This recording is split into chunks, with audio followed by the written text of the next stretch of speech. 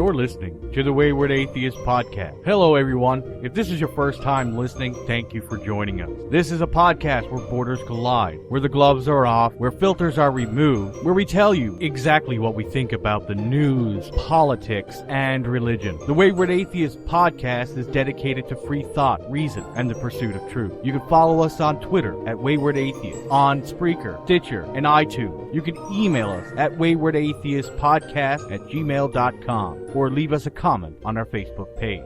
So without further ado, let's get on with the show. This week's episode of The Wayward Atheist has been brought to you by the Crafty Freethinker. Tired of boring old jewelry and charms? Why not wear a motherfucking T-Rex around your neck? Or a pendant of the Scarlet A? Handmade, secular, and science jewelry from the Crafty Freethinker gives you a nice alternative to boring old jewelry. Find the Crafty Freethinker on Etsy and Amazon. Links are in the show notes, or simply Google the Crafty Freethinker as one word.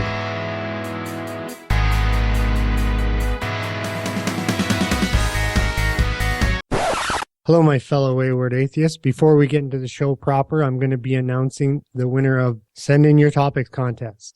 And the winner is a long black cock. Yes, that's right, folks. You did not hear me wrong. His name is a long black cock, and the topic sent in was group shunning. So look forward to that in the future, where he will be hosting the segment.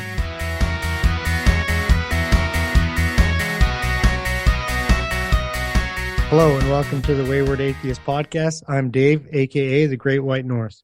I'm Corinne, aka the Yank. I'm Big Black Gay Dave. I'm Sondwinks. And I'm Ed, the Everyday Atheist. And tonight we are joined by Dave Foda once again. Motherfucking Foda's in the house. Foda, I want to ask you, how's your porn coming? Well, I actually do have some stuff written already, but it's for private audience. But I had a couple of ideas for some stories that I wanted to tell that were loosely based on some real life events. So you're not going to be trying to publish it? I don't know. You could do it under Maybe a pseudonym. Under a pseudonym, True. Change the name of the young lady, and there you go. Yeah, well, from what I've heard, 50 Shades of Grey is a completely awful book, and I'm pretty damn sure that I tell a better story than that. I never read the book. I know people watched the movie, said the movie really sucked balls. So I haven't read or seen either, and I've heard they both suck.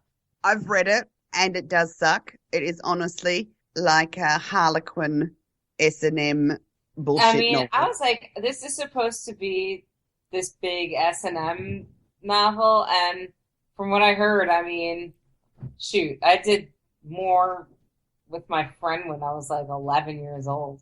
Well, then I know that I can write a better story than that. It honestly is a piece of shit. well, that's what Tracy said. Aside from like the S&M part, and that it's just a bad story altogether. Like the guy being adopted by like a billionaire family, and like it's a ridiculous story altogether. Like really unrealistic. Well, It's a piece of shit. Somebody said that it's basically Twilight without all the vampire crap. I have heard that comparison. Yeah. I just want to say this one thing real quick. Vampires do not sparkle. They don't sparkle, yeah. God damn it. They can't go in the sun. They die in the sun.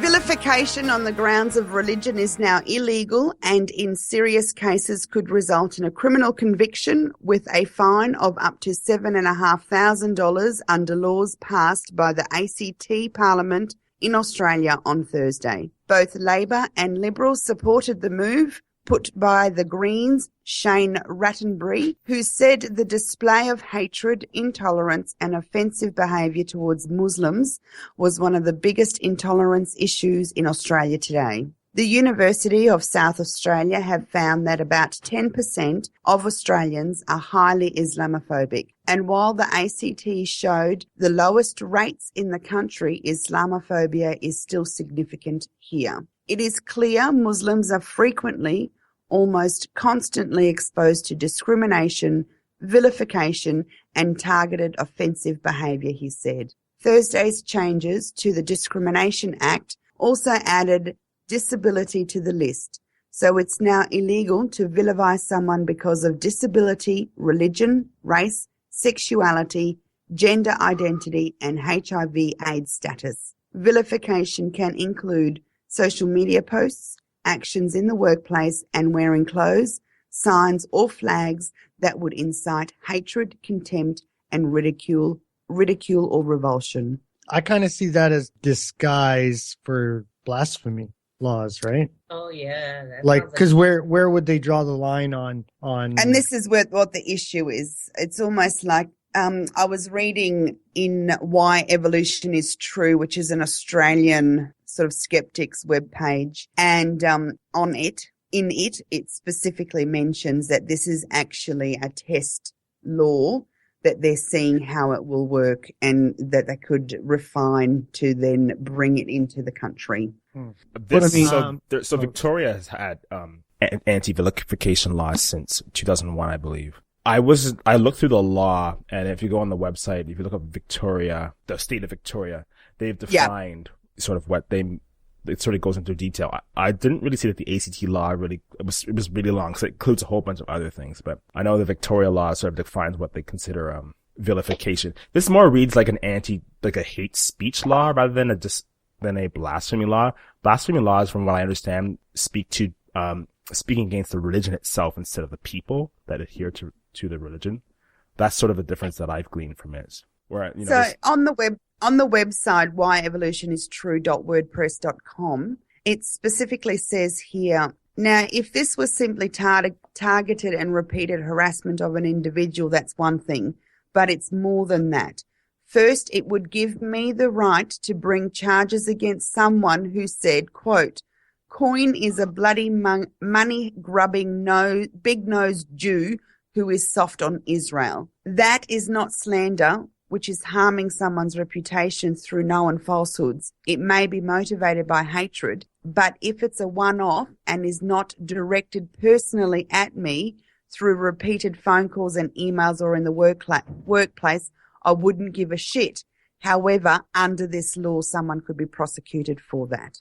Yeah, it seems like reaching to me. Yeah. So if we backtrack a smidge, Australia in the last 10, 15 years has really become a lot more publicly racist in its culture, as well as from a government perspective. It is honestly regressing significantly, in my humble opinion. I think I said to Hugh the other day, actually, it's funny that the three countries that have got Murdoch newspaper influences the most, Britain, Australia, and the United States, are the three that are feeding on that populist movement the most. And it's absolutely true in Australia, particularly with the detention centres and these the Muslim hatred directed specifically, fear-mongering by the government, directed at then local Muslim citizens. And so it's a fine line, and it's a hard one to fix. Honestly, it really is. Sean, how does that affect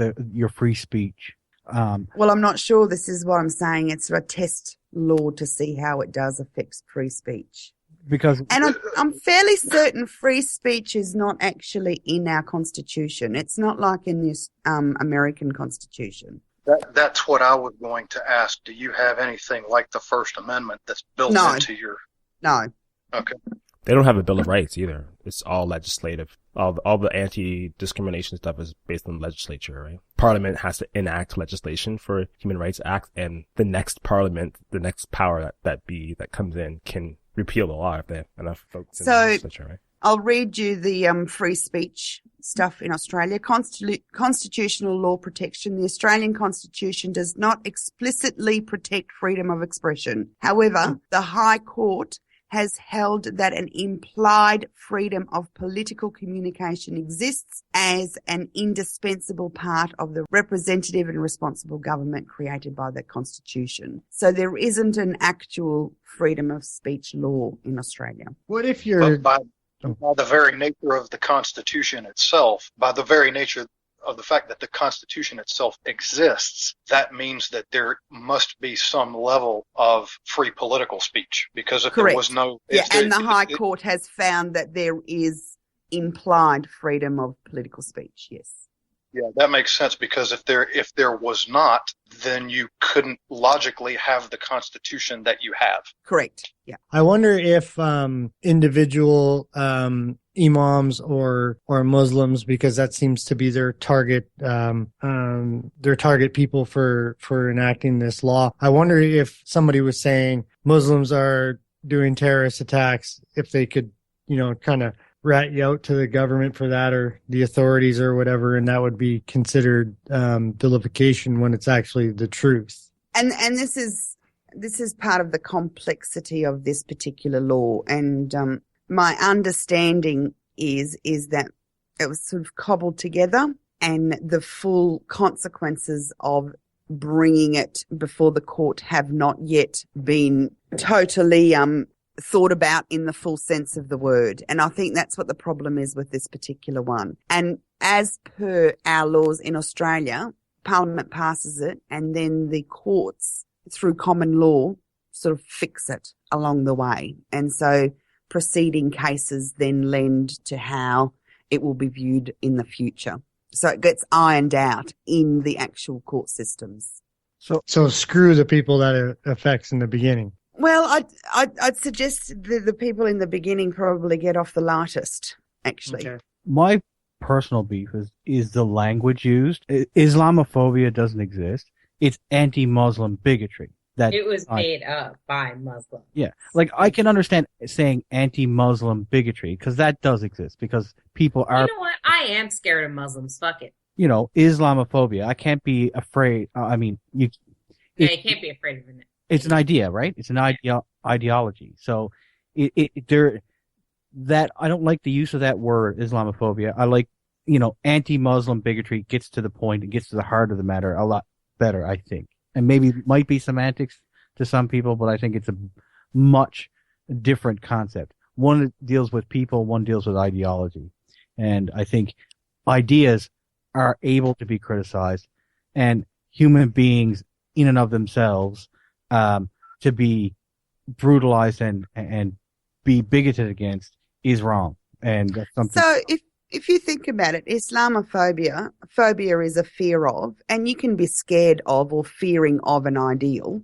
So, and quite frankly, I fear Islam. I mean, if you think about it from a very basic concept, I fear my rights being taken away. I fear a theocracy. I fear all of these things that can actually happen with the religion of peace that is Islam, right?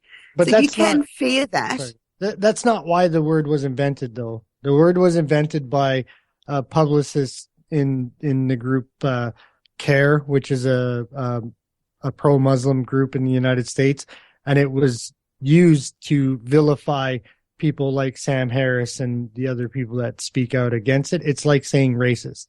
It's their racist word. It's their bigot word. So basically what it means is that you're a bigot towards Muslims or you're a racist, and it was invented to shut down the conversation. So if somebody's criticizing Islam and there's a Muslim there and the Muslim says in turn to them, well, you're an Islamophobe, that shuts down the conversation. Because it's no different than if a white person is having a discussion with a black person that they disagree with, and then they say you're a racist or a feminist and a men's right activist, or whatever the case may be on the two opposing sides. What would you think of anti-Semitic? I mean, it's the same sort of principle, isn't it? No, to me, anti-Semitic is the same as saying anti-Muslim bigotry. Anti-Semitic is the group, right? The group of people.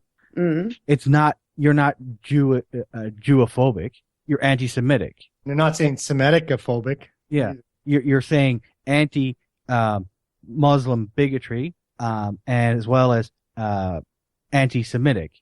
They're the same, but yeah, but I have to disagree with you, Ed. When the concept of anti-Semitic is Jew hating, and the concept of Islamophobia is Muslim hating.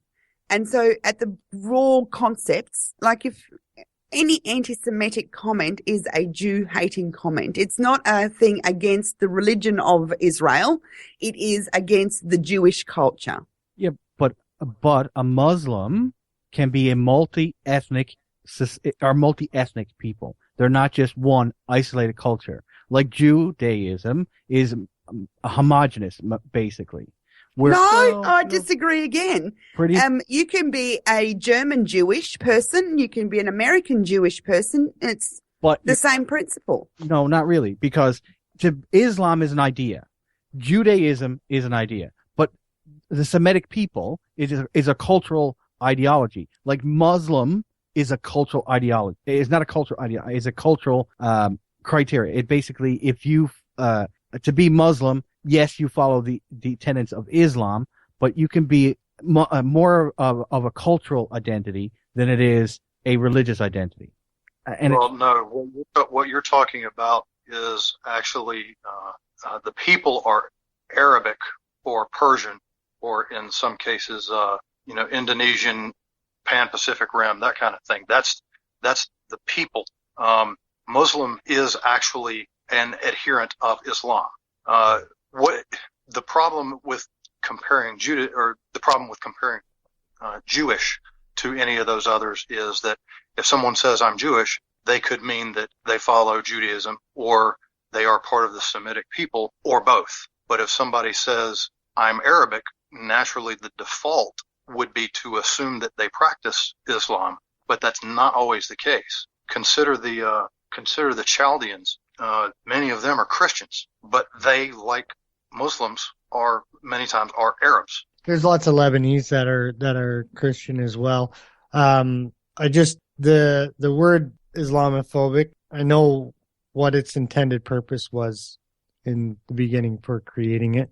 So I have an issue with it in general because it's made to stop criticism of Islam. It's like Islam itself, not just the people, but Islam itself. I agree because it was used to make it seem like people were being bigoted towards Muslims, like they just cry Islamophobia, and all of a sudden you're not allowed to say it. And like Ayaan Hirsi Ali says, she accepts Muslim people, and they can be good, they can be bad, they can be whatever. The idea of Islam or the ideology of Islam is separate from that. And what she says is she detests Islam with all her being, but she doesn't detest Muslims because those are the people. Then they can be, good, bad, and different. Well, I detest Christianity, but I don't detest my parents who are Christians because they're good people. They're wonderful people, and they do a lot to help out their community. So I don't detest them, but I do detest Christianity. Go ahead, son. I was just thinking, it's such a difficult fine line. So, if you think about the GOP lambasting Obama for not using, Islamic terrorism or Islamoterrorism, or what's the other term that they desperately want him to say every time that there's a terrorist attack. Well, he's the head of ISIS. Didn't you know that? I did know that, but my point that I'm trying to make is I was just thinking it's a really fine line, because here we are talking about it, but we are talking about it from a logical, reasoned perspective where we pick up on nuances and differentiations, and we can all sort of determine what a word means amongst us and then utilize it to describe what we're saying. The sad part is that the vast majority of right-leaning,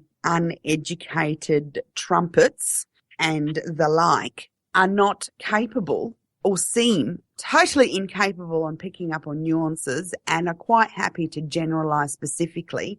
And they are the ones that tend to enact hatred physically. And so it's a fine line of how you manage that, because Muslim people in the US and in Australia and in Canada and in New Zealand are the minority. And so you need to not protect them, but you need to make sure that they are not picked on, right? Particularly violently picked on, which does occur. And so it's such a fine line. So we can determine the difference between picking on the religion, but the numpties that are the aggro uneducated majority of numpties, they cannot. And so you've got to be able to mix that properly, right? And that's where the problem is, in my opinion. I think that the biggest issue that we see is people confuse hate crime and hate speech, or they try to mash the two of them together. And that's one of the reasons that I'm so glad that the USA's founding fathers thought well enough to put the First Amendment into the Constitution, because it does protect speech. Now, there are limits to free speech. The biggest example is you can't yell fire in a crowded theater unless there's really a fire. You will get in trouble for that. You can't exercise free speech when you know or should know that it would cause someone who listens to you to act in a criminal fashion against someone else. That's not protected free speech. But you can protect the actions, or you can protect the speech and the expression, but you can't. But it is unreasonable to assume that your actions that affect someone else directly, be it financially, be it physically, whatever, you shouldn't protect that form of expression. Speech, protect. But that's the problem, Dave. It's such a fine line, isn't it, in legal sense? Maybe in Australia, not here in the U.S. So would what Trump said about the Second Amendment people, how would you interpret that? The same way as when Hillary said it about Obama in 2008. The problem is that Trump didn't actually call for Hillary's assassination. He wasn't giving any direction to anyone or anything else. What he did there, as awful as it was, what he said, that was still protected free speech, because he was basically talking about an observation that he might have, but he was not actually telling anyone or suggesting that anyone do that. You don't think it was a dog whistle? No, actually I don't. I don't know if we're going to get into this or not, but there's something that I've been saying now for a year, that Trump does not actually want to be president. He never has. But that's what he wants. He wants Hillary to be elected, and he's trying everything that he can possibly do to sabotage his campaign. And he's been doing this since the primaries. We can probably get into it later if you guys want to. I still haven't written up what I was going to write up on it, but he wants Hillary to be elected. Jesus Christ, the guy was a Democrat until 2012. Yeah, it's a little we're getting a little off topic here. Son, yeah, no worries. Son, do you think that the enactment of, because like for me, I'm looking at this and I see slippery slope all over. I do too. Do you think that this is going to make Australia a better country in any way, shape, or form? I think it will end up going through the High Court and be struck down. That's what I think will happen. Okay. Edward, you had something to say? Yeah, I want to go back to a point that Son had made about how they are a minority in our country, respectively. Mm-hmm. And I want to almost entertain an idea that I've been thinking about, and I've heard other people mention, and not that I agree with it, but I've been pondering it a bit.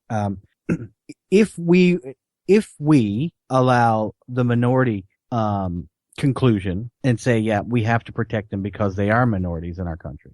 In reverse, if we went to, say, Iran, would we be afforded the same rights under that? But that's what makes us better, Edward. Exactly. You can't compare it. No, I understand that concept. But we're saying that our culture is more evolved, more civilized, and yet we are allowing the redundant fucktards in our culture to be as vile as what they are in Iran and ISIS and co. So by lowering yourself to that standard, it just instantly lowers our culture to that standard. Okay, but the problem with comparing ISIS and Iran to the law that's being enacted in Australia is, one is actual beheading, throwing gays off a building, lighting people on fire, and the other one is words. Yeah. So somebody's feels are getting hurt on one side, yeah, and somebody's being decapitated on the other. No, and that's not big. Yeah. Yeah, but that's not what I was. I agree. Well, I know that's not what that's what I'm saying, Edward. Yeah. I'm not trying to speak for you. I'm speaking for myself here. Yeah. No. I mean, what I was trying to push against is if the role, even in our culture today, are allowing vile speech to be said under the rubric of religious fervor or religious faith. True. And we're allowing disgusting ideologies to be brought into our countries, and not just Islam. True. I'm talking about Christianity and Judaism and other. You don't have to preface that. We're talking about Islam right now. Just say Islam. And we're allowing this to come in, and we're allowing it to come in, and it's doing something. You know, it is being protected because we have religious freedom in our countries. But this hate speech law that's being passed does not apply to them, to the religious. It applies to those people who may object to those ideologies, and that's something I think is wrong. I think, but my point is that I think that will get ironed out as it goes through the court system, and I think the High Court will strike it down. Is what I'm saying. Yeah, I agree, but in principle, right? In principle, right now, if that law passes, okay, and is acceptable, okay, and it doesn't get knocked down, that means that an imam can call for jihad. No, because there's other laws that prevent him from doing that. Like what? Inciting terrorism is also against the law in Australia. But he could say it's a struggle because the definition of that word, it means a variety of things. Yeah, I understand that. And some imams have already been kicked out of Australia for saying less. Okay. And that's more of the point I'm trying to get to is this going to be universally applied, or is it only going to be applied to those who do not agree with, and that's part of the problem. But I would say to your point before, Edward, about minority groups.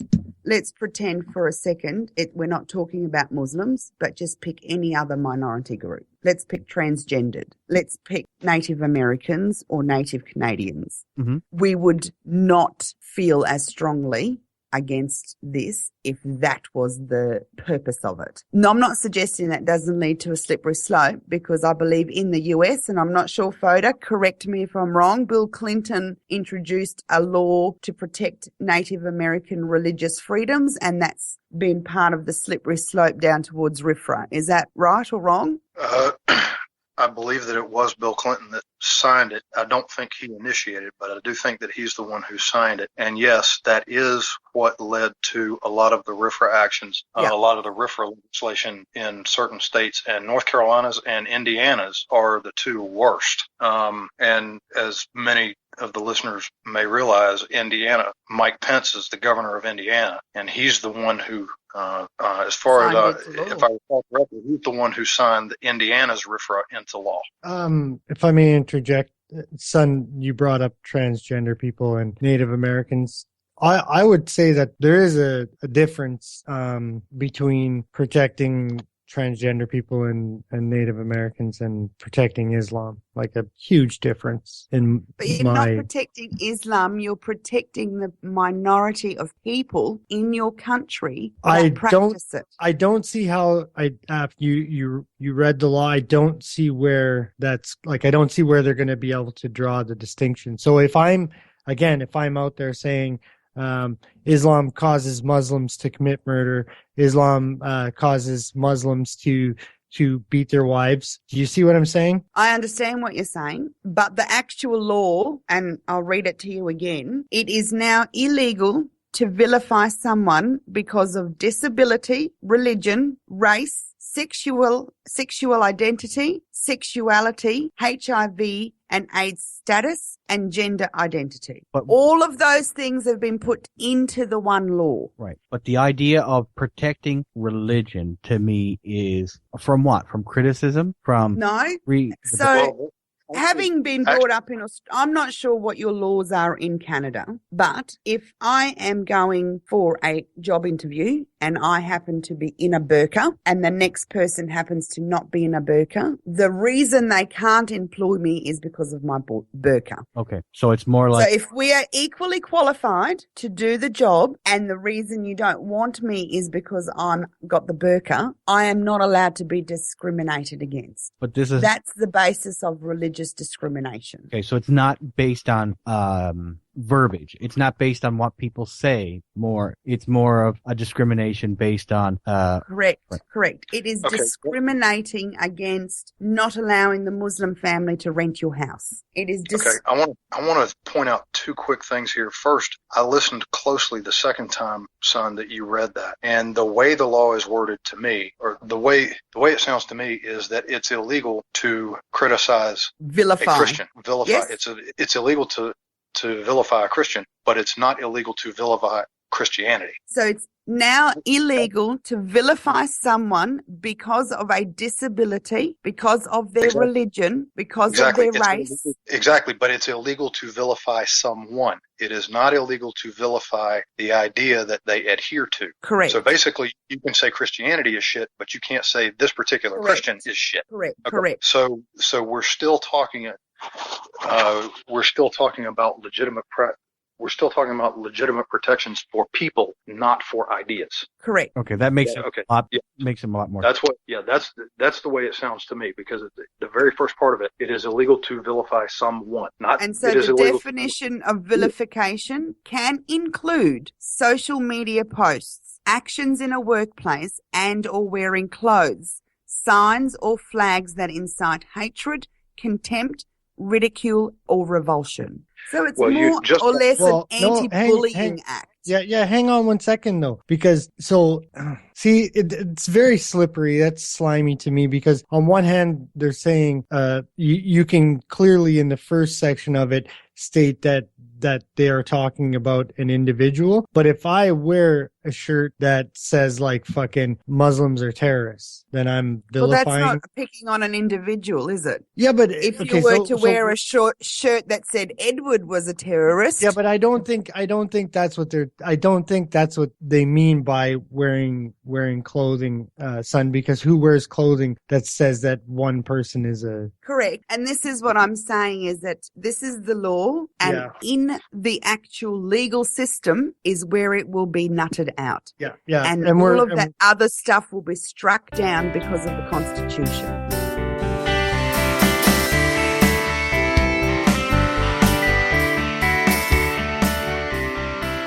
Ottawa. If Stephen Harper muzzled federal government scientists, then Justin Trudeau has failed to lift the muzzle, a public sector union says in a memo obtained by Post Media Network. Mind you, data quietly tabled in the House of Commons earlier this summer suggests that Harper's muzzle appeared to be ineffective. That data shows that the federal government scientists gave nearly 1,500 media interviews in the 12 months prior to the last October's election. Nonetheless, the Professional Institute of the Public Service of Canada, HIPSC, the union that represents tens of thousands of federal government scientists, says that Trudeau's government is continuing a Harper government communications policy that prevents scientists from participating in conferences. Moreover, a communication policy was issued by the Trudeau government with the intention to end muzzling, but its implementation remains uneven across science-based departments. The union is calling on Morneau to hire another 1,500 federal scientists and to open collective agreements to include a clause to enshrine the principles of scientific integrity. The government already employs about 39,000 scientists and technicians. During the Harper years, some scientists complained that they were forbidden from discussing their research, could not attend academic conferences, and that some had to wait weeks, even months, even for approval to speak publicly about their work. So the issue that I'm taking with it is that, like, it was a talking point and a promise made that no questions asked, the muzzle was coming off, and even, like he said, as soon as he was elected, he's like, the scientists are now free to do what they want, but that's not actually the case as we're hearing. And the other issue is, if you go down further into the article, you'll see that they're actually getting rid of 500 environmental scientists. Now, if they didn't have enough budget for other scientists, that's okay. But at this point in time, the most important scientists for Canada to have is environmental scientists, because Canada is warming at twice the rate as the rest of the planet. and at twice the speed. So I'm kind of perplexed at them having the muzzle still be on specifically the environmental scientists and the sacking of 500 of them. What do you guys think about that? Well, my big question is are they trying to get rid of Harper instituted scientists, the fake ones that work for the oil companies? So that would be my first question. People don't actually work for the federal government in that way. So the people that are hired that we're talking about are like lower level scientists. So the ones that would have been backing the oil companies and stuff, they would have been private contractors. They wouldn't have been federal employees because it would have been a contradiction in. So there wouldn't have been any that do both, because I know there's going to be some scientists in there that are going to sway conservative, but you wouldn't have somebody working in the federal environmental sciences that is denying global warming or climate change. And the other thing is that it's a union position, so it would be like a seniority thing. So when they got rid of the jobs, you wouldn't exactly be able to pick which person was going, because it would be based on seniority, since the positions would be taken away. I guess they would say due to funding or whatever. So if you had a Harper Mole that was there for 15 years, and you had a really good scientist that was there for 5 years, the really good scientist from 5 years is going to be leaving before the Harper Mole would anyway, so you wouldn't be able to pick and choose. Okay. Well, let me just throw this in here. This article is critical of Trudeau's leadership because he has not done what he said he was going to do. The same kind of thing happened here in the United States when Obama took office. Obama ran on part of Obama's campaign was about closing Gitmo. Gitmo, for those of you who don't know, is the American military base at Guantanamo Bay in Cuba. And Obama had pledged that he was going to close Gitmo and get rid of it. And here we are. Obama's in the last half of his last year, the last half of his 8th year as president. Gitmo is still open and still houses approximately, I think it's about 100 inmates. So oftentimes what happens is that somebody will come into a leadership position having pledged certain things, and then they get into office and they discover that was probably not a good idea to pledge it because I can't do anything about it. I think that Obama probably found that due to the state of affairs, Gitmo might have been necessary to continue to keep it open. Now, I'm not commenting on Gitmo. I'm only commenting on someone coming to office and discovering that, yeah, they really shouldn't do what they pledged. Maybe the same kind of thing occurred in Canada when Trudeau came into power about these scientists. Perhaps it's because they need to keep the muzzle on scientists because they do have some that are willing to try and affect public opinion in negative ways. So they just put a blanket gag over all of them. I mean, is something like that possible? Yeah, that's entirely possible. I wouldn't be privy to information like that. I do know I did a renovation in a biologist's house that is a federal scientist, and what she told me and this is during Harper, I can't say what's going on with Trudeau, but that any little thing that they wanted to speak about, if they wanted to speak about what would you call that, interdivision or whatever, somebody in another science in the federal government, they would have to make a memo and send it off to Harper's lackeys or government or whatever you want to call them, and get approval. Then it would come back. Then they would be allowed to speak to somebody else in a different department. Or if they wanted to try if they wanted to try something out, same thing. They would need to get approval, and it would take a very long time, and it really stymied things up. So I kind of hope that that's not what's going on. But again, we're not getting full transparency like the guy had said that he was going to do. I guess I just hold, I'm not naive enough not to think that politicians don't lie, but I hold them to a higher standard. So if you say that you're going to do something, then you should do it. And if you don't do it, then you should just come out and tell us, hey, I can't fucking do that. This is why I can't do it. So this is why it's going to stay the same. And not have articles come out that is giving us, a portion of the story so we don't understand it fully. But the only thing that we do understand is, hey, there's still a muzzle on these scientists and we're turfing 500 of them. You know what I mean? So I think it would be better for him to just come out and publicly say, hey, I can't do this.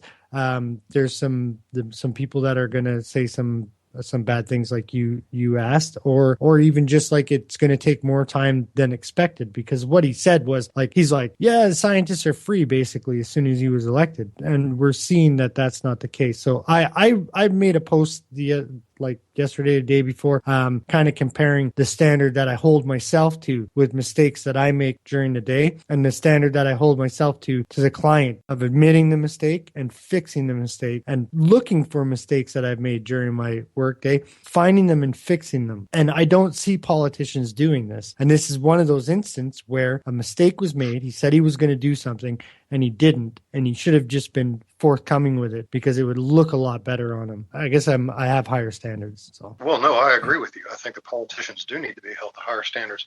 I want to clarify something in my own mind, though. According to the article, it appears that the muzzle that we're talking about is specifically about speaking to the public on policy and initiatives and things like that. And I can't necessarily say that I would have a problem with a government scientist being told that he can't speak on department policy. What about initiatives, though? Well, that's kind of a gray area. But the thing is, one of the lines in here says, Environment Minister Catherine McKenna wrote that while media requests to speak to scientists on policy, enforcement, and international affairs require departmental approvals, this is not the case for science requests. What that's telling me is that the scientists are able to comment and give media interviews and issue releases and stuff like that on the science itself, just not the inner workings, the operations, interdepartmental communications, and things like that, especially around policy among the various departments.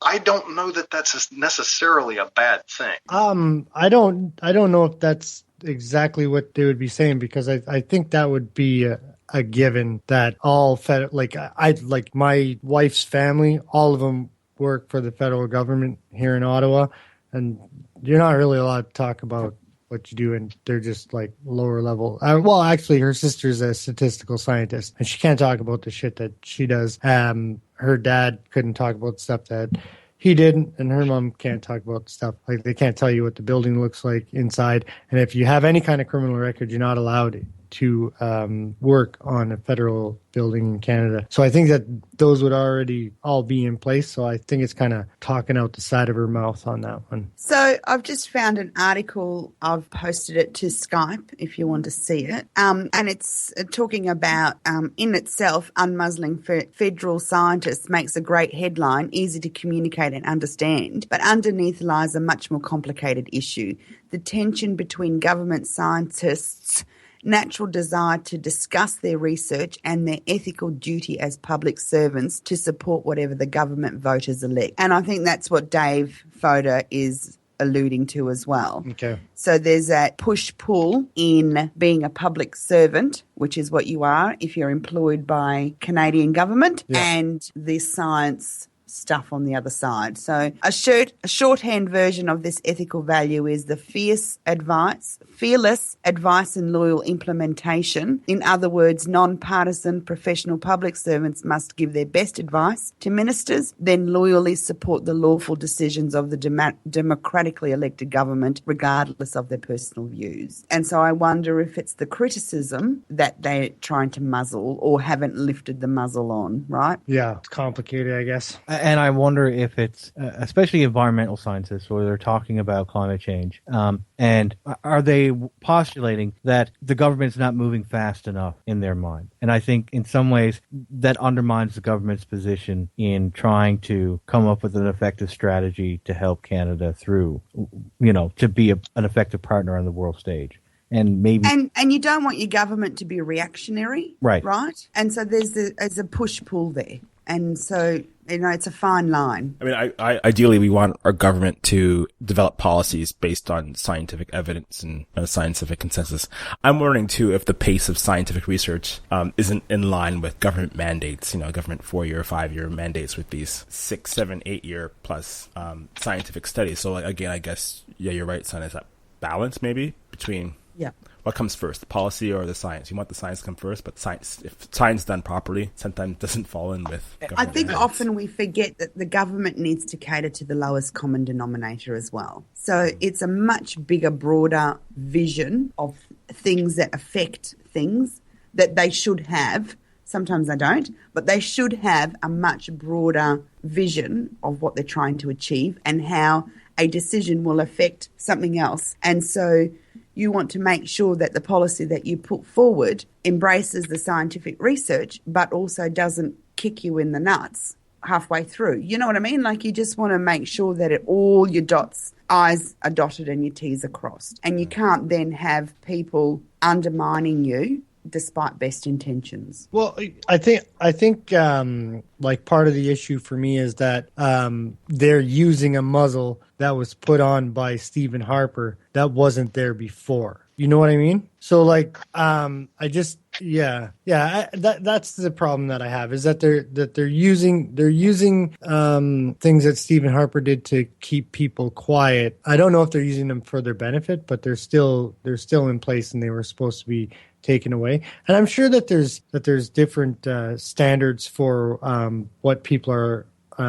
So like, you know, if you have black ops, obviously they're not allowed to talk about anything that they do. So if you're working on some top secret science project, then I'm sure you're never going to be allowed to speak to the public about that. But I think environmental, they should be allowed to speak to media and not have to get approval and be able to go to conferences and share. But environmental does affect that secretive stuff as well. You can't deny that it does. Explain how. So environmental research could affect, I don't know, because I'm not nearly well versed on it, but it could affect, I don't know, even something as simple as town planning, right?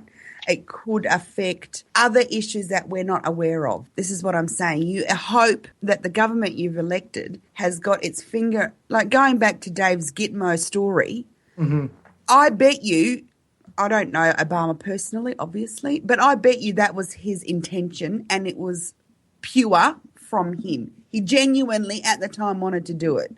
He got in and then thought, fuck, this is going to be a lot more difficult, and it impacts a lot more different things than I thought about now that I have a lot more information, right? And I think sometimes... That's kind of where I was going with it too. Yeah, it's just... You know, as a candidate, you haven't got a clue the full scope of stuff. It's only when you're in that the full scope becomes apparent. And it's only at those moments that you realise that if you pull the string on here, that it untethers everything over on the other side. Okay, so knowing you both know who Harper is, knowing that you know who Harper is, do you think it's a bad thing that he muzzled scientists? Yes. Okay, so why is it not? Because we're no longer living when Harper first came into office. Okay, that's why. Okay, so the muzzle is still being used in a certain way that he created. So Correct. You don't think it's a bad thing anymore? So it was bad when Harper used it, but it's okay when... No, what I'm saying is that time has changed and things are different now. For me, it depends on the muzzle. What is the size and scope and intention of the muzzle itself? That's what I would want to know before I could say unequivocally that it is a good thing or a bad thing. Yeah, so we won't know it because there's a muzzle. So what? I said we probably won't know because there's a muzzle, right? And until it's fully lifted, we won't know exactly what it was fully for. And the other thing that you can do is how many interviews and such have been conducted since Trudeau has been in government versus how many had been in the 5 years beforehand, right? Yes. When it was Harper at the helm. And all things pointing to the facts are that there is considerable more unmuzzling now than there was then. Yes. Again, I'm kind of saying the same things over and over again. But I would just rather he came out and said, I can't fully do it, because then there would be no reason for me to be upset when I read an article about it stating that he hasn't lifted the muzzle that he said he was going to. I would agree with you completely, and that goes right back to your point about transparency in government and holding politicians to a higher standard. And you are dead on right with that. Dead on. They also have launched, the Trudeau government has launched a Ministry of Science. I was just checking their website. So I think they're doing some kind of call out, some kind of research and what do they call it here? Policy, like a policy roundtable type of thing, soliciting ways to invest in science and a clean economy and such. I'm wondering if it's just some kind of administrative thing. I'm not sure if they employ scientists based on a certain ministry and they're letting go scientists on one ministry and recruiting on a different ministry, or if it's like a budgetary thing. I don't know. Well, that would happen for sure. So some departments lay off and others hire. That's just the way the federal government works. And how much of this is a union ploy to retain jobs? Well, it's actually not the union that brought it up in the first place. It was a Tory MP. Okay. So the opposition.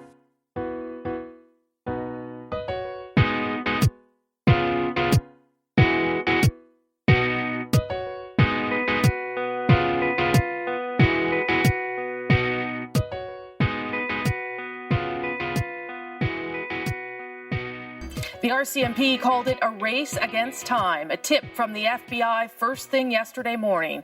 One of those videos from ISIS sympathizers we've seen so many times, but this time the target was Canada and the planned attack imminent.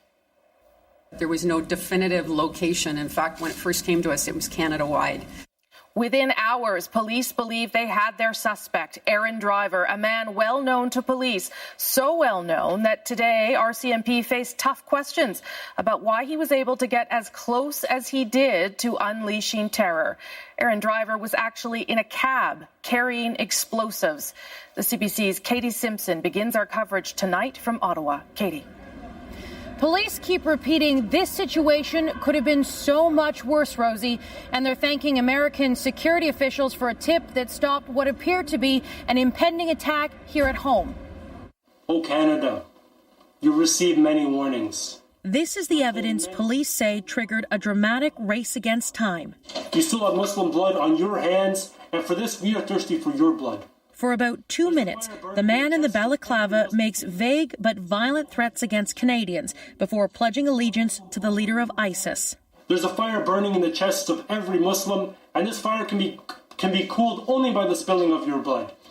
When the FBI learned about this video yesterday morning, investigators immediately flagged it to the RCMP. An urgent investigation was launched, even though there was very little specific information to go on. The attack was supposed to be taking place within the following 72 hours and was likely to target an urban center either during morning or afternoon rush hour. Several major public transit agencies were warned about a generic credible threat. Security was also increased in some Canadian airports, including Toronto's Pearson International. As precautions were put in place, police narrowed in on a suspect, and within hours, they identified the masked man as Aaron Driver, a homegrown radical who first caught the attention of Canada's spy agency in 2014. He publicly supported ISIS and was supposed to be living by the terms of a peace bond, a legal promise to be on good behavior. But yesterday, police quietly surrounded the home he shared with his sister in Strathroy, Ontario. And when a taxi unexpectedly arrived, police confronted the suspect as he hopped in the back of a cab. The sure fact was if he had gotten out of that residence before we got there, the scenario would have ended a lot differently. I'm positive of that. Driver detonated an explosive device, injuring himself and the cabbie. Officers fired shots, and soon after, Driver was dead. This incident is prompting new questions about how the government deals with homegrown radicals and whether peace bonds, like the one given to Driver, work. We will learn any and all lessons that need to be learned from this process, including whether or not there need to be adjustments in the criminal code. Even though Driver was considered a threat, he was not under constant police surveillance, and he was no longer required to wear a tracking bracelet under the terms of his peace bond. But that isn't the only concern some security experts have with this legal strategy. We've got a dilemma in Canada right now that we can impose a peace bond on someone, but then nothing happens after that. I think we could have probably forced him into some kind of program where at least the odds of changing his views would have increased. Ottawa is promising to open a new counter-radicalization center, but specific details haven't yet been released. And tonight, Rosie, ISIS is claiming responsibility for this incident, saying it was a planned attack on police. I just want to say one thing real quick before we get into it. I'm really grateful that our intelligence agencies have the ability to speak to each other and the want to speak to each other. Because if you look at what happened in Paris, a lot of that had to do with them not communicating through jurisdictions in their own country. So I'm pretty grateful that our countries communicate with each other in fashion, and clearly it saves lives. I agree with that, Dave. And I think that's the traditional cooperation between Canada and the USA is legendary among countries. I don't know of any other two countries that enjoy this level of cooperation. If you look at our air defense, we maintain joint operations at NORAD Mountain in Colorado. The DEW line is managed. Excuse me. The DEW line around. Up in northern Canada is managed by both countries. And, we just love you, man. Yeah, we love you guys too. So it was Union Station he was going after, right, Ed? Yeah, that's right. He was going after Union Station and had two explosives. At least two explosives that we know of on him. Okay, so for the people that don't live in Canada or haven't been to Toronto and don't know, Union Station is our Grand Central Station. It's where all the different public transits in the Toronto metropolitan area, which has 5 million people, converge in the middle of the city. So you have GO Transit, you have Canadian Pacific Railway goes through there as well, right? I'm assuming, yeah. Yes. So it's the passenger carrier train for Canada. Anyways, that goes there, and then regular TTC. So there's a lot of people there in the morning and at rush hour. So you could have done some real damage. And David, the video that they played a clip from him where he's talking about basically his suicide mission is blood curdling. I'm reading a copy of it right here now, and I can barely get through the first sentence without, wondering what goes through someone's head to be this hateful and to be this fanatical about killing another human being. Well, the fanatics got him when his mom died, right? That's what happened. Yeah. His mom died, and they got their claws into him and they radicalized him at that point. Well, he was 7 years old when his mom died. Okay. He had been going downhill. He was in a lot of trouble. He was originally Christian, and at a certain point around age 14, age 15, he threw off Christianity and started searching for religions. And as he claims in a documentary with CBC in 2015 that the Muslim won the debates, and this is why he chose Islam. From that point on, it was a rapid radicalization. And the only thing his father says is the burden of his mother's death, where he was angry and bitter towards the world because as his father puts it, his best friend had died, was the key impetus in his decision to go after Islam. I'll say one thing about the father. Normally when you have these situations, the parents always, first they deny it happened, then, they justify what their son had done. Well, his dad was a military man, and his statement was his operations in the military give him an insight, a combative, and that it was a justified killing because he understands the rules of engagement, and he holds no ill will towards the FBI or towards the RCMP. So I was just surprised at that, because normally they're trying to justify it out their ass. It's just such a sad situation, right? It's just so sad that a young man was taken into this, or has led himself into this, down this path, and has been radicalized. And that's the biggest thing with ISIS, is how to prevent that from happening. How, as a society, we can minimize that from happening. Because that's the radicalization of these young men. They find men who are unhappy, who are looking for answers in life, and they snatch them, men and women. It really just breaks my heart that this young man who could have, had all the opportunities that we all enjoy in life, and yet stepped into this pathway of being radicalized. And look where that got him. Like, it's just... So he was a sympathizer. We realized that in the past. They grabbed him. They gave him an ankle bracelet.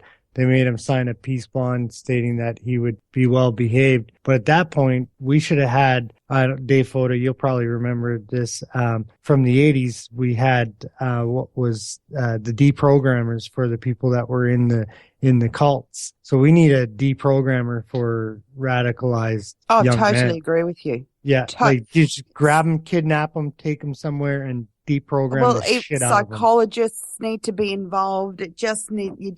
Some sort of hope needs to be given to these young men and women who step into this pathway. It's almost a little bit of Stockholm syndrome there as well. It's just so tragic, right? Okay. I'm gonna interject something here. The problem is not radicalization. The problem is radicalization against a peaceful norm. Let me tell you why I say that. In the mid 1770s, in the colonies, the citizens who were still British subjects at the time were very despondent and discouraged by what England was doing. They were dissatisfied, they were looking for relief, but they could not bear breaking away with the parent nation. Independence for the United States, or what eventually became the United States, was not a mainstream topic of discussion until January of 1776. And it was only 6 months later that the Declaration of Independence was signed. Radicalization happens very quickly. When I first became an atheist, or when I first realized that I was an atheist, I had begun absorbing all these materials, and I had started paying attention to Jerry Coyne and to Victor Stenger and to Lawrence Krauss and to a whole lot of other people. And what I was doing was I was searching for something. I was searching for some clarity. I wanted to realize what my thoughts meant, or what. That's probably not a good way to describe it, and I'm going to get in trouble for that later on. But what I wanted to do is I wanted clarity. And once I discovered it, I went full bore. I was talking to everyone, my parents, my siblings, people at work. For the most part, even if people didn't agree with me, they would at least listen to me. My point is this: the radicalization happens very quickly. What we have to guard against is radicalization that goes against peace and that goes against human nature. And this guy in Canada, his radicalization happened because people were giving him bad information that went against peaceful human existence. It's not the radicalization that's the problem. It's the idea behind the radicalization that can be the problem. That's something that I would have to kind of consider a little more, because I have a problem with not just radicalization when it comes to Islam, but like fundamental Islam, the way that it treats women and the thoughts on gay people and just how it infects every part of a human being's life, when it, banking all the way down to how they have sex. You just illustrated what. Okay. It's the bad ideas behind the radicalization that are the problem. It's not necessarily the radicalization itself. Were it not for radicalization, I wouldn't be as vocal as I am today. Okay. What does radicalization mean? Because when I always thought of it as, I guess, are you a radical atheist, David? I would argue that I am. And one of the reasons that I say that, and we don't have to get into this now, is because I am an atheist who actively denies the possibility that a God exists. I know that there are a lot of other atheists out there who simply say, I'm an atheist because I have seen no evidence in favor of a particular God. But I actively say that a God does not exist. And for that reason, I guess I would call myself a radical atheist. When I think of this person, I think of radicalization leading to enacting violence and taking steps to cause mass destruction, to cause terrorism. There you're talking about jihadism, not radicalization. Okay. Radicalization. So maybe the audio Well, the audio used the term radicalization. That's why and it's a term that's used a lot by the people that speak about the young recruits from the Western world for Islam. They use the term themselves. You know what? I'm glad you brought that up, because what does that mean? That's not even radicalization in itself. That's just conversion, isn't it? It's more than indoctrination, though. I mean, Okay, perhaps it is indoctrination, but we're still talking about conversion to an ideology that is dangerous. But it's not necessarily the conversion that's dangerous. It's the ideology behind the conversion that's dangerous. It's the ideas behind the radicalization. And I have to throw this in because I've been researching this since it happened. And one of the things that I've come across was a mosque that this young man attended. It's a rather moderate mosque that he attended, and they tried from the interview that they've tried to, and I'm going to use that pejorative term in this respect, radicalization. They contacted him multiple times to try to see if he's switched this ideology. It seemed like the Muslim fellow that was in the interview said by the time he went to them, he was so far gone that they didn't have any idea of how to get him out of that. And what I'm thinking is this happened relatively quickly after the peace bond initiative, where he was arrested and had to sign the peace bond. And this radicalization or hyper radicalization happened after that. So my worry is that we're not doing enough preventative measures to stop this. And I think a peace bond is not enough. Like Dave and Son were saying, was like a deconversion, like a rapid deconversion. Deprogrammers, what they called them. They were big in the 80s when a lot of people were getting sucked into the cults because of I guess there was a big fear because of the Jonestown thing. And I think you're right. I think that type of thing needed to happen then. It was too late a year later. And I think that timeline is important because literally the day his ankle bracelet came off, he was out of their control. Yeah. Okay, so what you're describing is an idea to either change or eliminate the methods of radicalization rather than the ideas behind what motivates that radicalization. Am I right? I think a bit of both. What this young man needed more than anything was serious mental health. Was a good fucking punch in the mouth is what he needed. After, probably, yes. But at the point where he did lose a child.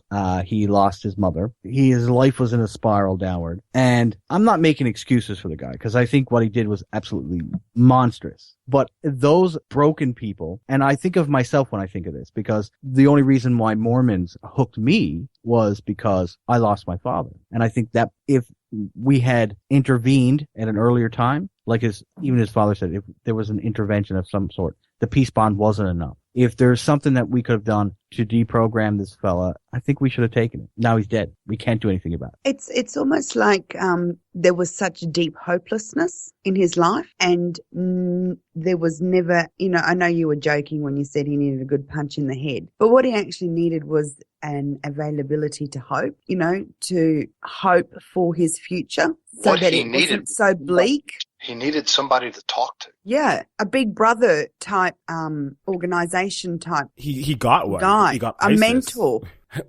He got somebody.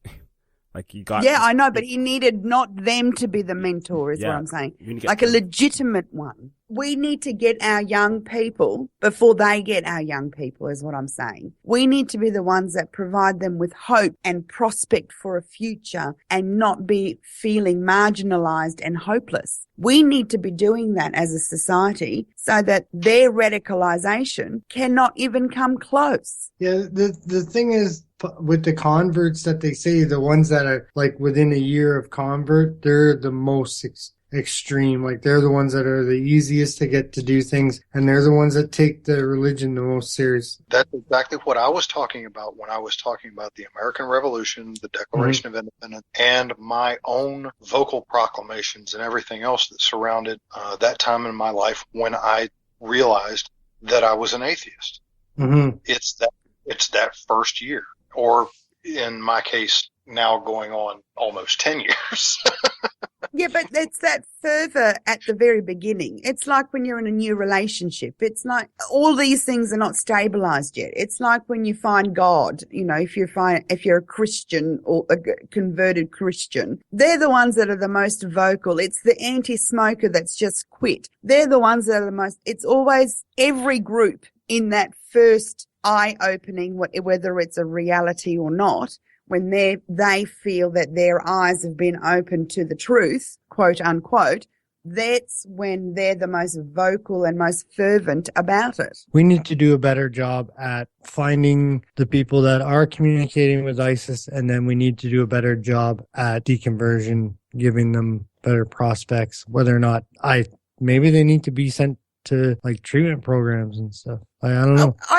Maybe I'm idealistic, but we need to create a society where these kids don't even look for that. Well, then you need to get rid of religion. Oh, I'm not saying that my answer's easy, but we need to create a society where you are not susceptible to be radicalized. That's what we need to do. One that's filled with hope and optimism for your own future. Here's the thing. You said something about, well, in order to do this, you need to get rid of religion. I disagree with that. I think you need to keep religion in the mix because religion is so full of bad ideas and bad methodology that it can be easily used as an example to teach kids critical thinking. Yes, but some people don't think those ideas are bad, and that's a problem. I didn't say anything about whether or not they were bad or good. I think you need to keep them in the mix because you can use them as a tool to get kids to think critically. I believe that religion is a bad thing. I would not disagree with you on that. But I do think that religion, or at least if we call it by its rightful name, mythology, needs to be kept around. Because if we keep it around and we use it as a tool, then we don't have to try and create some other issue in order to be able to help to teach critical thinking. I'm again probably more idealistic, but I believe we live in the real world, and the fact of the matter is that we're not going to ever get rid of religion. I think you minimize religion's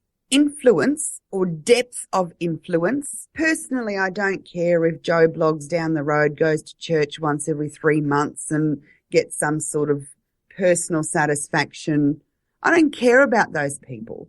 I mean, I care about the people, but I don't care about that particular type of believing. That doesn't influence my life. What prevents radicalization is lifting kids out of poverty, is providing education, is giving them a hope for getting a good career, is being there when the family structure falls apart, is being there for when your parents die. These are the concepts that I'm referring to. And the problem is that in our cultures, the Western cultures, Christianity is the one that tends to step into those to help bring these kids and give them hope. What we need to do is bring in a humanist perspective so that we can take the religion away from being the hook that gets them in and offers them realistic hope and realistic progress and realistic views on life, right? And that's the difference. I would say this, that we don't know if this person was afforded those things. We know his mother died and he had a child that died and that he was a kind of a shit disturber when he was a teen. So I don't really take those as good excuses for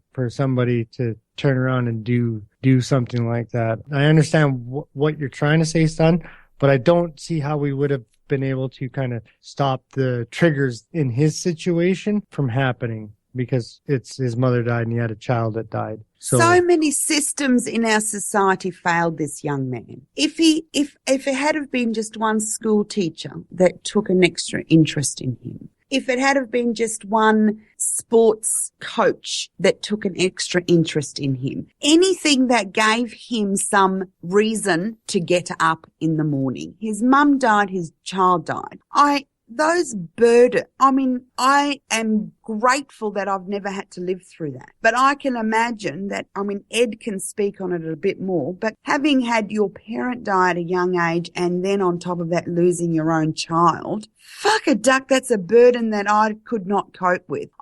Can't imagine how dark my mind could get, right? And I would be susceptible to bullshit. I know I was susceptible to bullshit when all of that didn't happen to me. I wasn't. Son, Well, I certainly was, and I had none of that horribleness in my life. Son, what you just described is that this guy lost any sense of his personal worth and value. Correct. You can see that. That is what we need to address.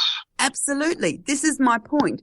If we build a society that each individual values their own contribution to their day and to the society and to their life and their own self-worth, do you think ISIS would have a chance? They wouldn't have a fucking chance, because we've got this society that's happy and healthy mentally and physically and has got hope for the future. This kid had no hope. Man, yeah, like I gotta say, like, you're really playing him off like a victim, and I don't see him as a victim at all. Like, I actually think this is kind of like, you're stretching this way too far as playing him off as a victim. There's people that have it fucking way worse than that guy ever did. They go through way worse things, and they never even come close, and nobody's ever come to them and said, oh, here's a fucking hand up in society. I'm actually a little shocked at how far you've gone to play this guy as a fucking victim. He's not a victim.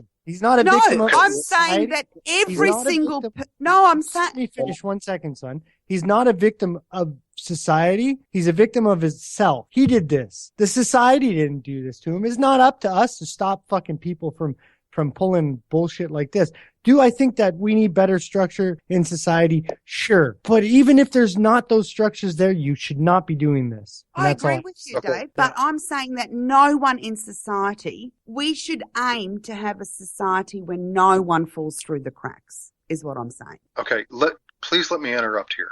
Sure. Dave, I completely agree with you. This was entirely his choice. What Son is saying is not specifically about him. Correct. It's about our overall treatment of people who feel like they have lost their value. Correct.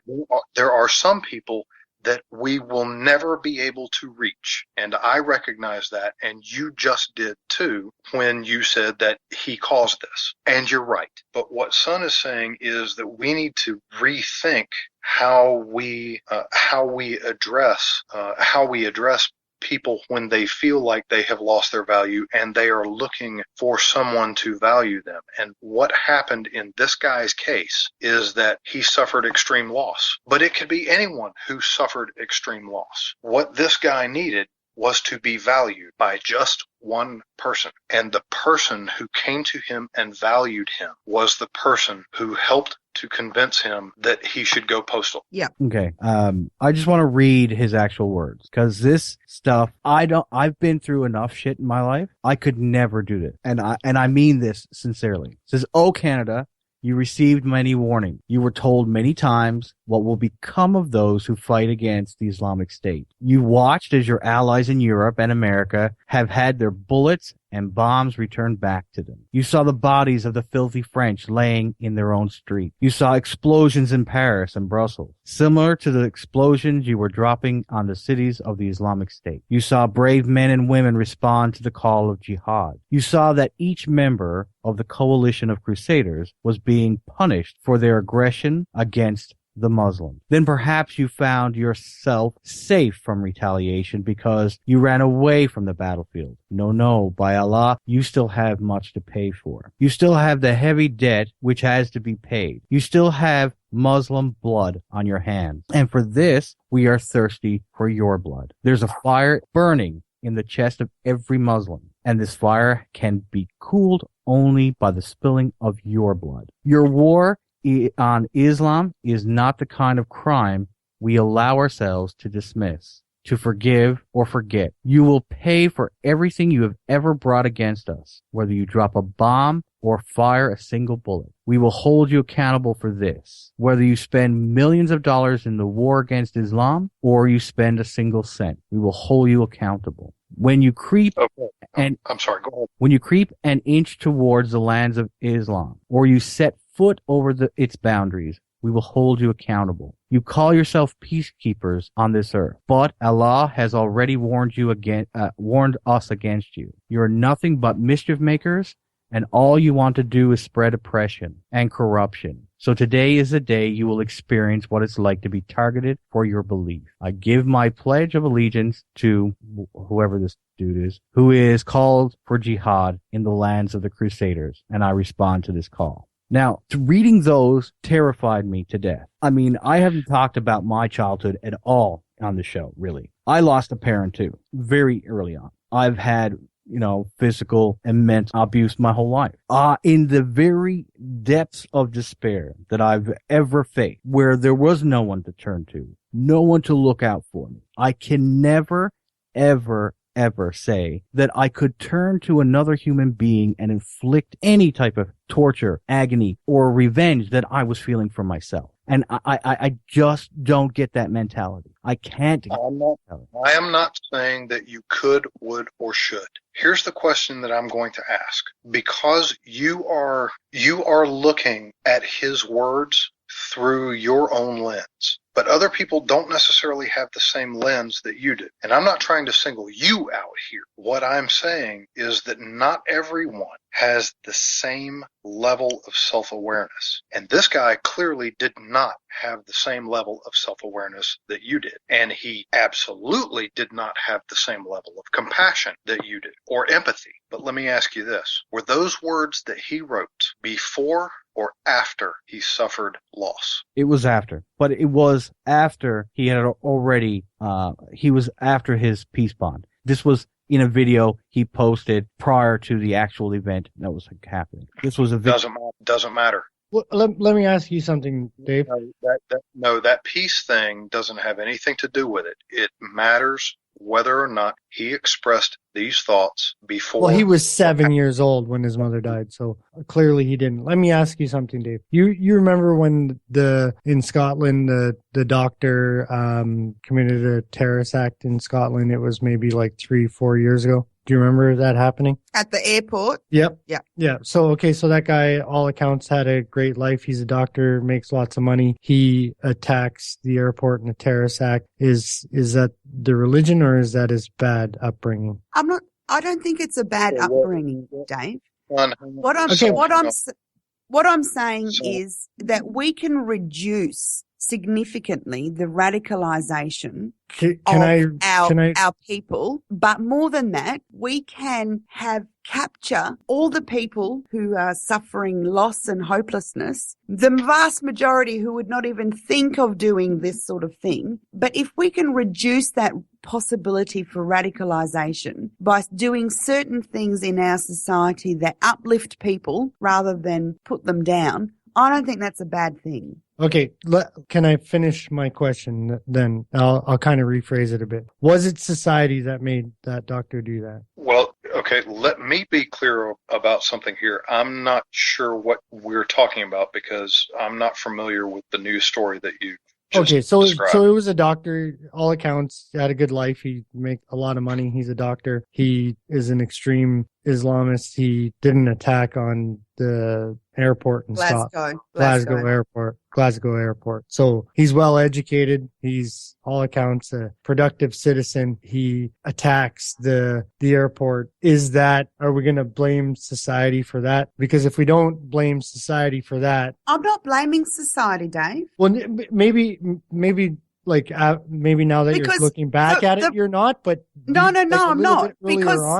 I wasn't. I wasn't. Listen back. I'm saying that we can all do better. Point one. Point two, we all have no fucking idea what was in that man's head in Glasgow. And you don't know in the head of this kid just either. because things look good on the surface does not mean that someone has lost hope. We can point to thousands of people who are living in abusive relationships who all look on the outside like everything's fine. You can't say that. The fact is, is that there is lots and lots of people being radicalized. And the fact is that in our societies, on top of that, there is lots and lots of people who are absolutely feeling hopeless, who are absolutely suffering. And I'm saying that as a society, we should put our resources into fixing that. That's all I'm saying. Let me comment here.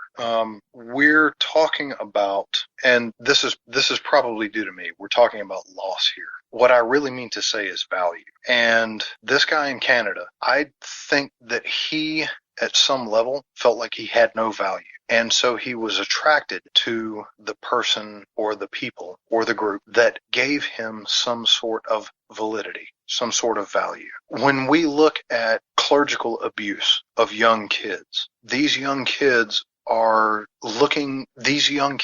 want to be valuable. They want to be important. And if the priest is giving them that, then they are naturally going to be attracted, even if they have to keep secrets. When we're talking about an abusive relationship, and I'm at risk of being accused of creating a straw man analogy, I'm going to go ahead and say this. We're talking about an abused female partner in a relationship who feels like if the male partner leaves, that she will lose everything. So again with the victim stuff, though. No, that's not what I'm saying. Dave, when you're talking about victimization here, you're assuming that everyone who is a victim is capable of making the decisions that you know that you can make. And that's not true. It's just not true. Because you are a victim is not an excuse at all, ever, never, ever, ever. That's period. Not what point blank. This is what I'm saying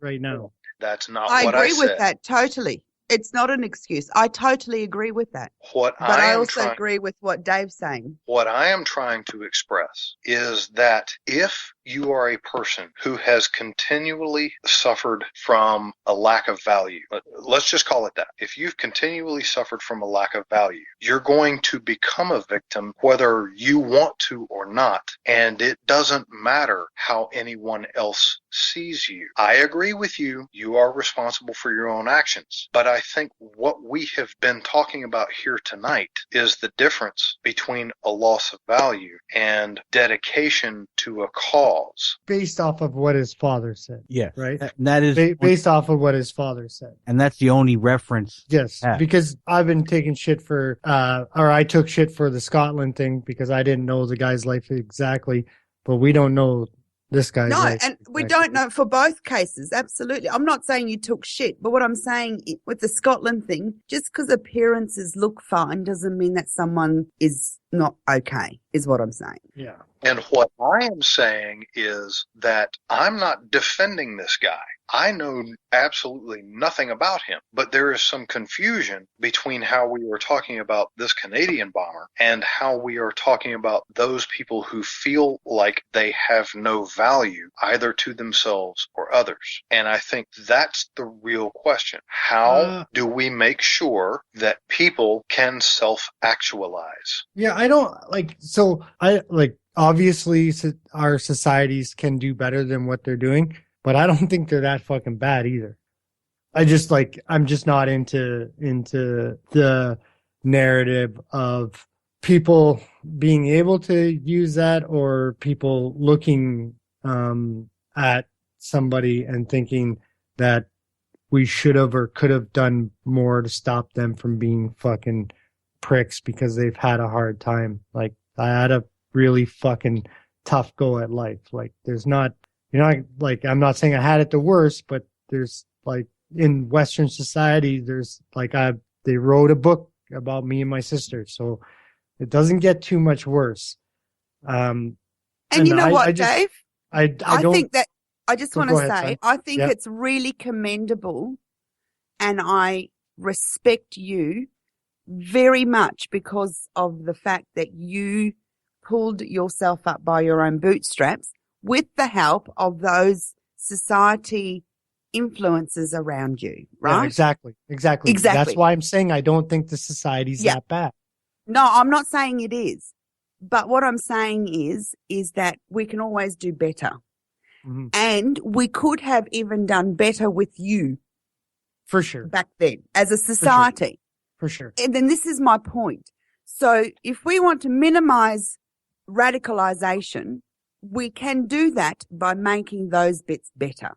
It's not going to be 100% effective.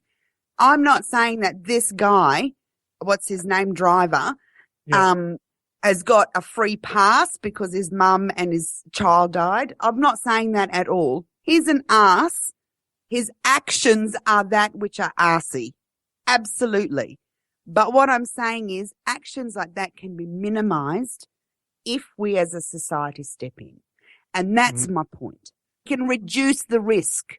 And this is what I'm saying. But I'm saying that we need to add religion into it as well. Oh, like we need to add the fact. I'm not arguing with you on that.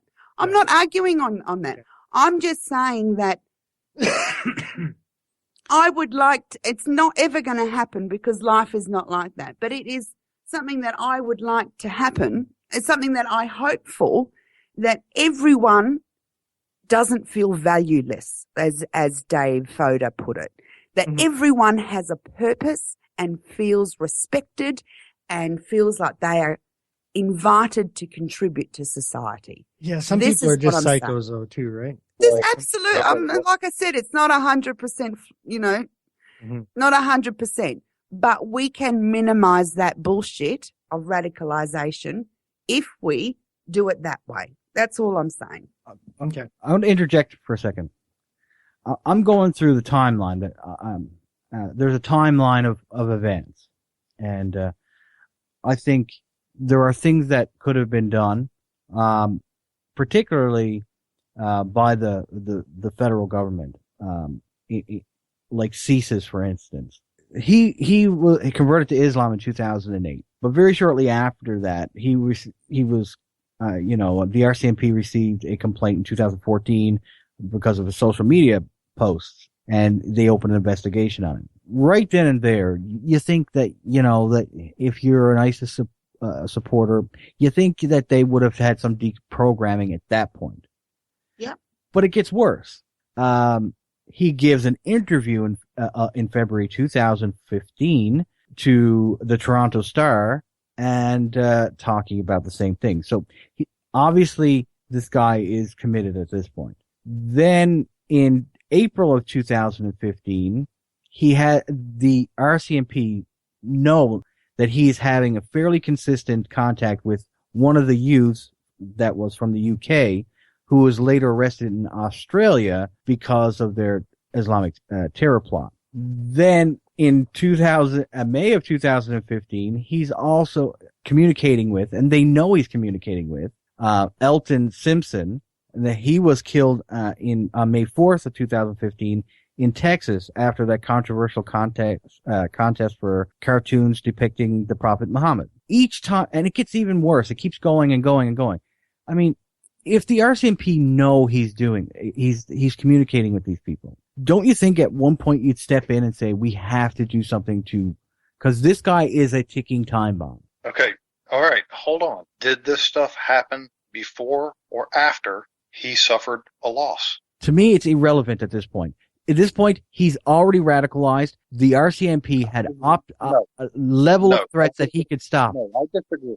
I disagree completely. If he hadn't suffered a loss of value, if he felt like there was some contribution he could make, even if his child had died, even if his entire family had died, even if he envisioned himself as Job, is there something? But you don't know that he felt hopeless. No. You don't know that. That's a very... We don't know. He didn't feel hopeless. Pardon? You don't know that he didn't feel hopeless. I know, and I've never said that he didn't.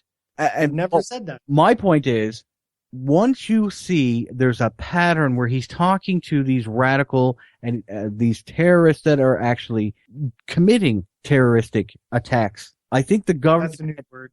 Yeah. That's a new word.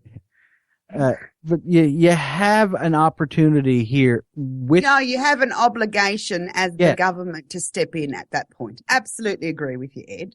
There is absolutely a timeline.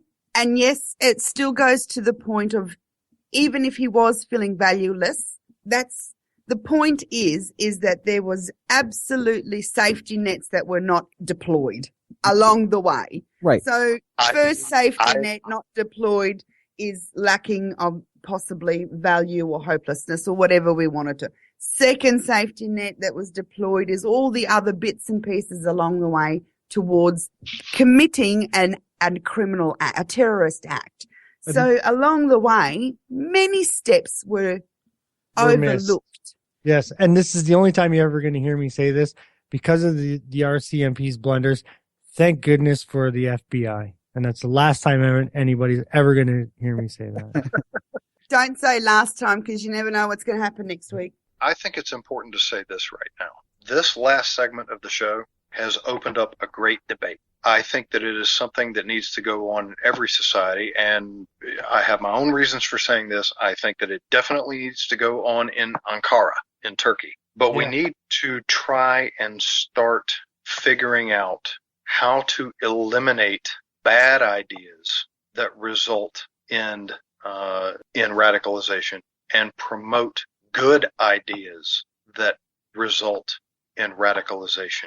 Because the more radicals with good sense that we have will counter the bad ideas that are radicalized. Yeah, I can get behind that, Dave. Me too. Totally agree with that. Yeah. Okay. Sorry it got heated, folks. That's what part of the fun conversations are all about. We like a little controversy around here every once in a while. Dave Foda, thanks for coming on, buddy. Long time no talk. Missed you. I appreciate you inviting me on, man. I really, I enjoy being on this show because this show actually makes me think much more than many other shows do. Well, that's a good thing, right? Thinking? It's absolutely a good thing. Thank you.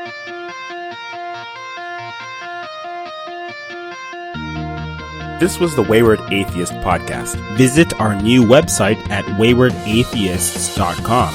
Follow us on Spreaker, spreaker.com/waywardatheists. You can email us at waywardatheistpodcast@gmail.com. Find us on Twitter at waywardatheists and on facebook.com/waywardatheists. If you enjoy our content, feel free to leave us a review on iTunes and feel free to support us at patreon.com/waywardatheists.